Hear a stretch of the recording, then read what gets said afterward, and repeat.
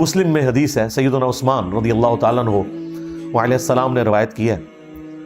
وہ کہتے ہیں کہ اللہ کے محبوب صلی اللہ علیہ وآلہ وسلم نے فرمایا جس نے عشاء کی نماز جماعت سے پڑھی اسے اللہ تعالیٰ آدھی رات کا قیام کرنے کا ثواب دے دے گا، اور پھر اگر اس نے صبح فجر بھی جماعت سے پڑھ لی تو پوری رات کے قیام کا ثواب. یعنی اگر آپ رمضان المبارک میں عشاء اور فجر جماعت سے پڑھ لیں، اس حال میں کہ آپ کی کوئی رکعت فوت نہیں ہونی چاہیے، یہ ذہن میں رکھیے گا. جماعت سے مراد نہیں کہ اتحیات ہی جا کے مل جاؤ اینڈ تے، نہ، رکعت نہیں فوت ہونی چاہیے.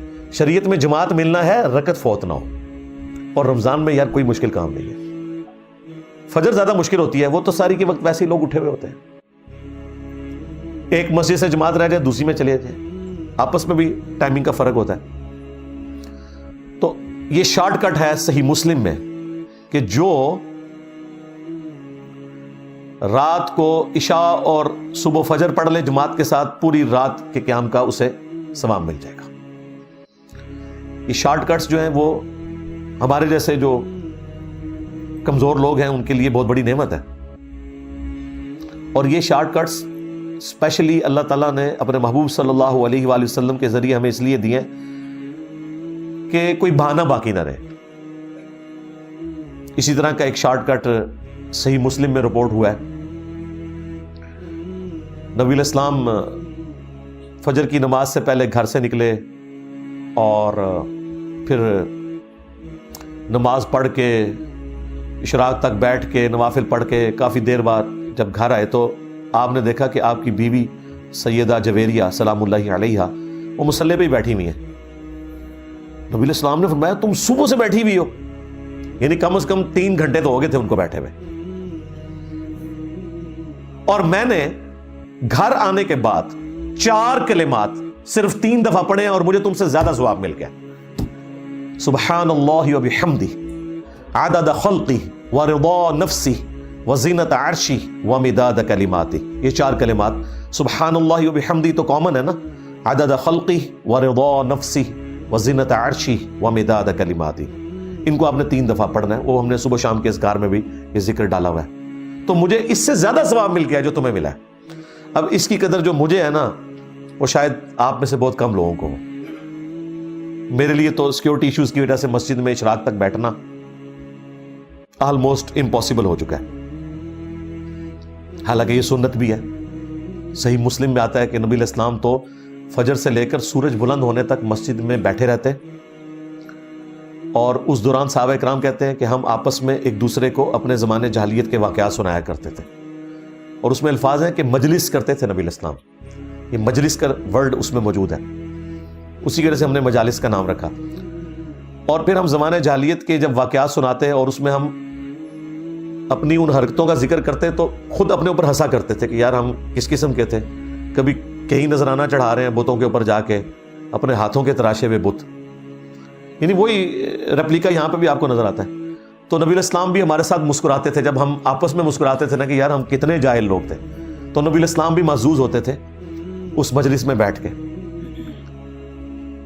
تو یہ فجر سے لے کر اشراق تک مسجد میں بیٹھنا یہ بہت بڑی نعمت ہے. لیکن اس کے ایکویلنٹ ایک شارٹ کٹ میں نے آپ کو بتا دیا کہ نبی الاسلام نے فرمایا کہ یہ 4 کلمات پڑھ لو 3 دفعہ، سبحان اللہ وبحمدہ عدد خلقہ ورضا نفسہ وزینت عرشہ ومداد کلماتہ، تو تمہیں اس سے بڑھ کر ثواب مل جائے گا. ایک اور شارٹ کٹ صحیح مسلم میں، اور یہ حدیث صرف مسلم میں نہیں ہے، یہ ترمذی میں، ابو داؤد میں، سنن نسائی میں، ابن ماجہ میں، یعنی جو اہل سنت کی مین سٹریم کی 6 کتابیں ہیں، بخاری کو چھوڑ کے باقی 5 کتابوں میں یہ حدیث موجود ہے. اور مشکات میں تو ظاہر ہے موجود ہے کہ جو شخص رمضان المبارک کے روزے رکھے اس کے بعد شوال کے مہینے میں 6 روزے رکھ لے، اسے پوری زندگی کے روزے رکھنے کا ثواب ملے گا اگر اس کی یہ روٹین رہی پورے سال کے روزے کا. 6 روزے صرف، اور وہ آپ نے پورے مہینے میں کسی بھی وقت رکھنا ہے. یہ جو پبلک میں مشہور ہے نہیں جی ایک فوراً بعد رکھ لینا چاہیے، باقی بے شک بعد میں جس طریقے سے مرضی جب مرضی رکھیں، اس مہینے کے اندر آپ نے 6 روزے پورے کرنے ہیں. بہتر تو ویسے یہ ہے کہ آپ ساتھ ہی رکھ لیں عید کے فوراً بعد، کیونکہ روٹین بنی ہوتی ہے اور وہ رکھنے آسان ہو جاتے ہیں. بعد میں جب تھوڑا سا وقت گزر جائے نا 1-1.5 ہفتہ پھر مشکل ہو جاتے ہیں. تو یہ شوال کے 6 روزے ایک شارٹ کٹ ہے پورے سال کے روزوں کا ثواب. اس طرح کے شارٹ کٹس جو ہیں ان سے نفع اٹھانا چاہیے. اور یہ شارٹ کٹس احادیث میں اس لیے رپورٹ ہوئے کہ ہر شخص کو اللہ تعالیٰ نے ایک جیسے حالات و واقعات نہیں دینے. سرکمسٹانسز ڈفرنٹ ہو سکتے ہیں کسی بندے کے, تو وہ شخص بھی محروم نہ رہ جائے. اعمال تو موجود ہیں. دیکھیں لوگ کہتے ہیں کہ زیادہ علم حاصل کریں گے تو مشکل میں پڑ جائیں گے, زیادہ علم حاصل کریں تو آپ کو دین میں آسانیاں پتہ چل جائیں گی, مشکل میں کہاں سے پڑیں گے. تو یہ کتنی بڑی آسانی ہے کہ آپ اتنا بڑی فضیلت والا کام مختصر سے عمل سے کر لیں اور آپ کو بھی اتنا ہی ثواب مل جائے. اسی طریقے سے صحیح مسلم میں حدیث ہے, تم میں سے کسی کے اندر یہ استطاعت ہے کہ وہ تہائی قرآن پڑھ لے رات میں. صحابہ نے کہا کہ اس کی کون قدرت رکھے گا. آپ صلی اللہ علیہ وآلہ وسلم نے فرمایا کہ سورہ اخلاص پڑھ لو, تہائی قرآن کے برابر ہے, یعنی اس کا ثواب. قل هو اللہ احد اللہ الصمد لم یلد ولم یولد ولم یکن لہ کفوا احد. ایک تہائی قرآن کے برابر ایک دفعہ یہ سورت پڑھنے کا ثواب ہے. اور دیکھیں صحابہ کہہ رہے ہیں کہ یہ کس میں قدرت ہو سکتی ہے کہ رات میں تہائی قرآن پڑھیں. یہ آپ کو کہتے ہیں ہمارے بزرگ 8 قرآن روزانہ پڑھتے تھے. صحابہ کرام تو ایک قرآن سے بھی عاجز ہیں.